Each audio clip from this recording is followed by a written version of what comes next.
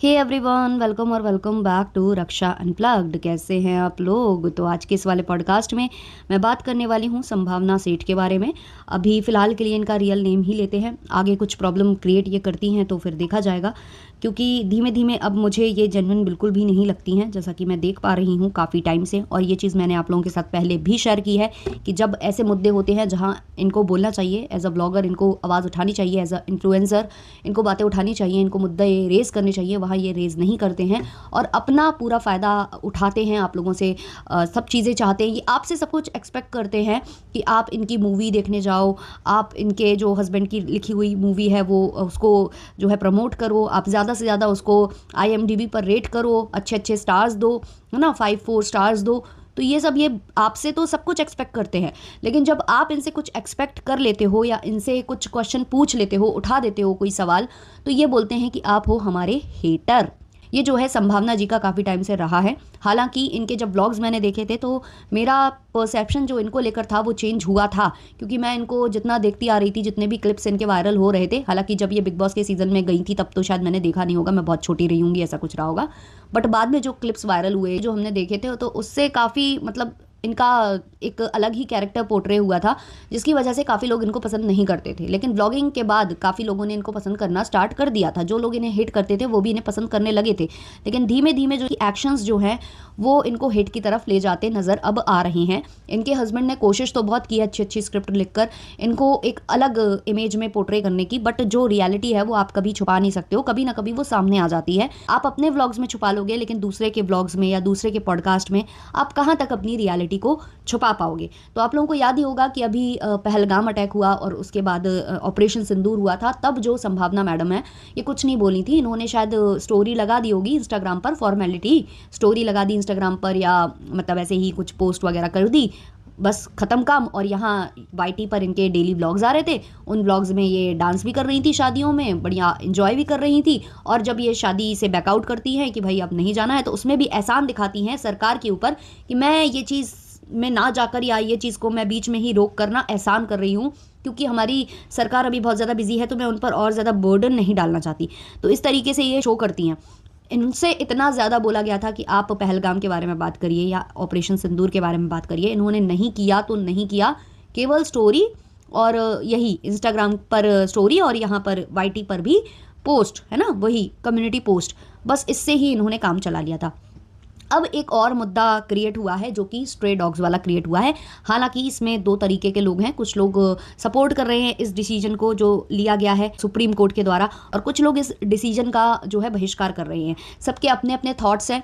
भाई देखो, इस पर मेरा यही थॉट है कि दोनों ही इनमें से गलत नहीं है। कुछ अपने बच्चों की सेफ्टी सोचते हैं, तो वो चाहते हैं कि नहीं वो मतलब कैद हो जाएं, जो सड़क पर बच्चे घूम रहे हैं वो कैद हो जाएं।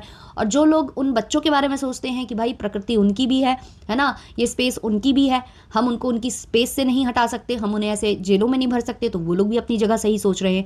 बात ये है कि मतलब क्या होता है ना कि जैसे विदेशों में है, काफ़ी अच्छे से मैनेज किया जाता है ये सब कुछ, और हमारे इंडियंस जो है ना वो नहीं भरोसा करते अब, क्योंकि यहाँ पर जिनको भी काम पर लगाया जाता है धांधल गिर्दी बहुत ज़्यादा चलती है, और इसीलिए लोग डरते हैं। और लोग अच्छे से समझ रहे हैं, लोगों को प्रॉब्लम ये नहीं है कि आप इनको रीलोकेट कर रहे हो या शेल्टर होम्स में भेज रहे हो, इस चीज़ से प्रॉब्लम नहीं है लोगों को प्रॉब्लम इस चीज़ से है कि शेल्टर होम्स हैं कहाँ, और कई बार बच्चों को शेल्टर होम में भेजा गया है, वो वहाँ से जिंदा नहीं लौटे।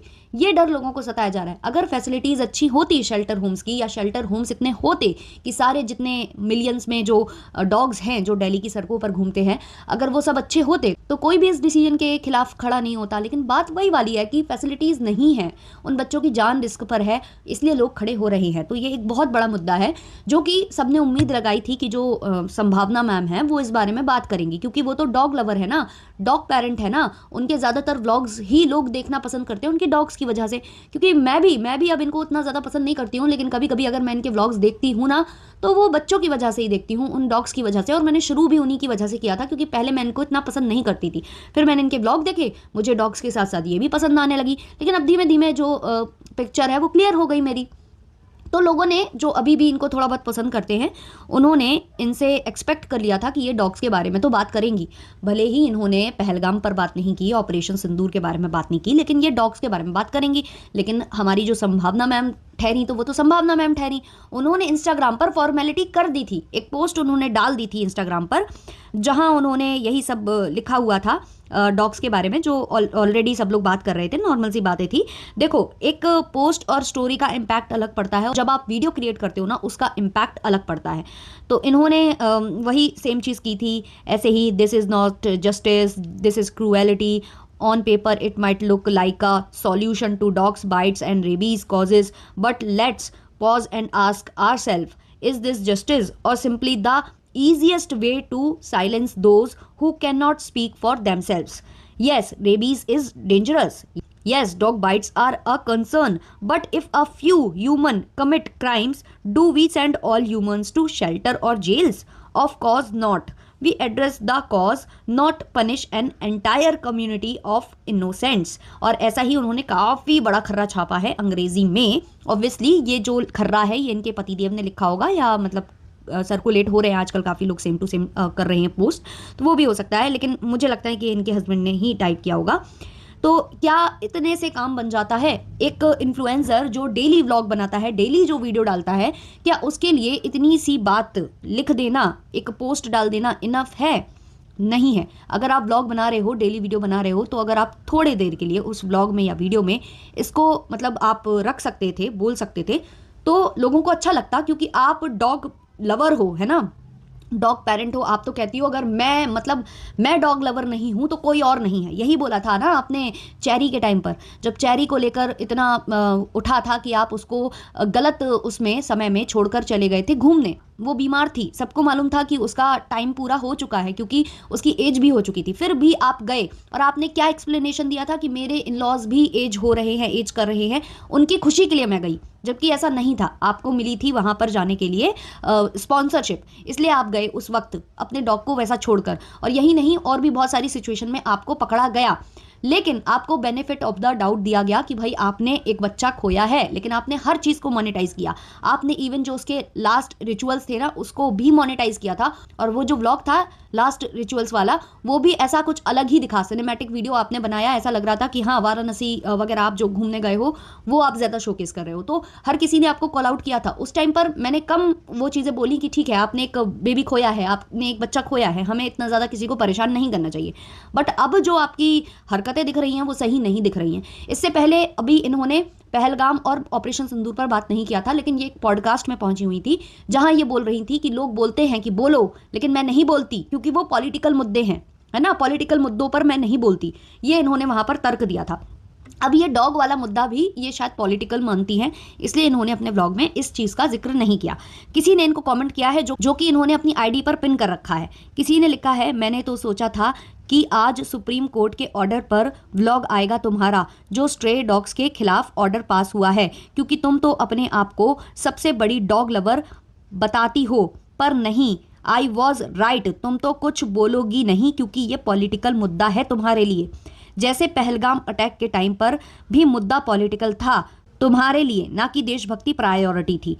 अब ये मत कहना कि इंस्टा पर पोस्ट डाला है और अभी भी इंस्टा पर पोस्ट डाल रही हूँ, लेकिन पॉडकास्ट में बैठकर बोलूँगी, मैं नहीं बोलूँगी क्योंकि मुद्दा पॉलिटिकल है, पिन कर दो कोई बात नहीं। ये इन्होंने कमेंट किया था।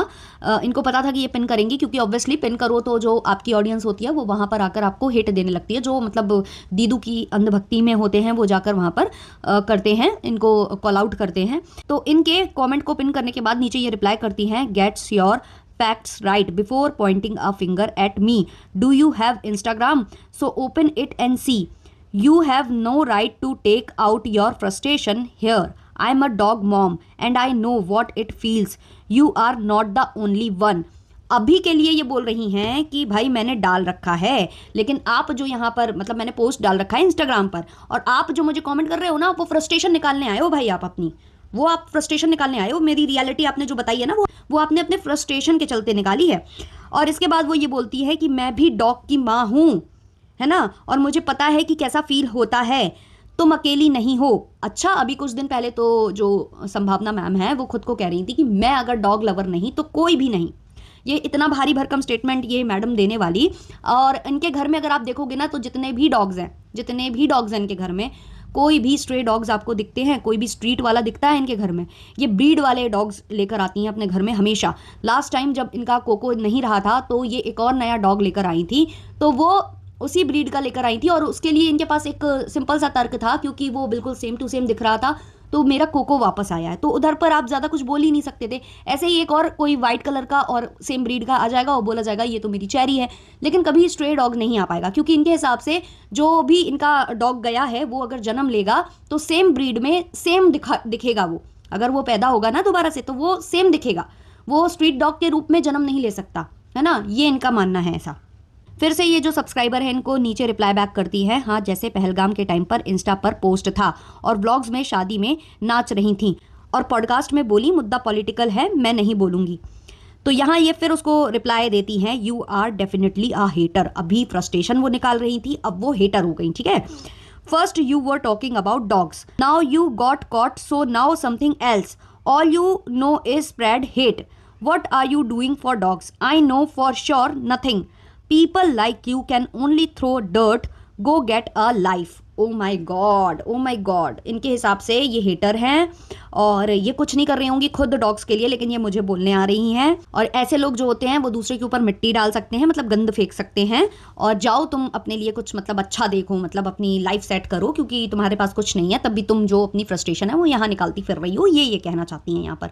तो अपने आप को जस्टिफाई करने के लिए ये केवल हेटर बोलेंगे या फ्रस्ट्रेशन निकालने वाला बोलेंगे, इनके पास वैलिड पॉइंट्स नहीं होते हैं, वैलिड आंसर्स नहीं होते हैं। सही तो वो बोल रही है कि आप जो है पहले पोस्ट डाल देते हो, वीडियो में आप बात नहीं करते हो और बोल देते हो कि पॉलिटिकल मुद्दा है। आपने उस चीज़ को बोल दिया कि मैंने इंस्टा पर डाला, भाई आप व्लॉग्स भी तो बनाते हो, व्लॉग्स में क्या चल रहा है आपके, क्या ये जो व्लॉग आपने आज डाला वो कल परसों में नहीं डाला जा सकता था? इसमें आप स्पेशली जो है केवल डॉग्स के लिए व्लॉग बना देते, वीडियो बना देते, तो क्या बुराई थी, क्या बुराई थी?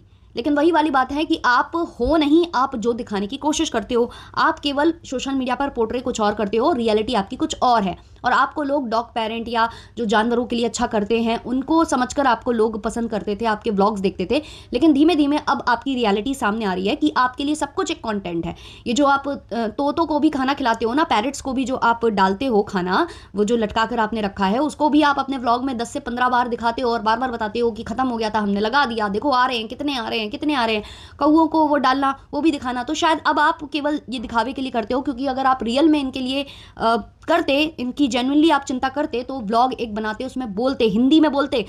वहाँ आप इंस्टाग्राम में इंग्लिश में छापकर बहुत ज़्यादा मतलब अपने आप को सही समझ रहे हो।